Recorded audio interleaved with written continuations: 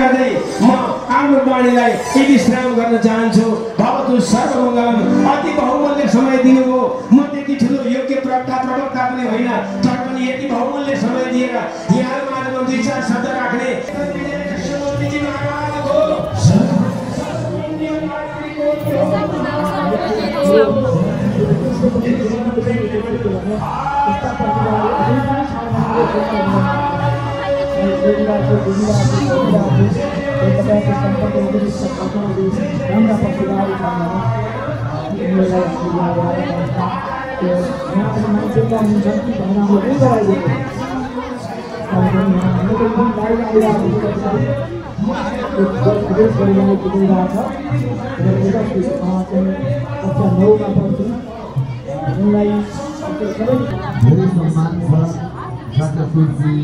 प्रभास खनालजी यो यति ठुलो संयोजन गर्नुभयो, यति सुन्दर कार्यक्रममा अगाडि बढाइदिनुभयो।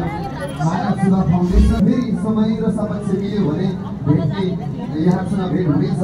यहाँ विशेष धन्यवाद र सम्मान अर्पण गर्दै मानिसले हातमा घडीलाई बाँड्न सक्छ, मानिसले हातमा घडीलाई बाँड्न सक्छ।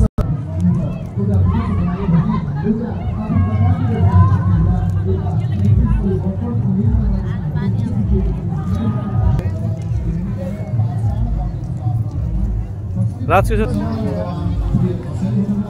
जानु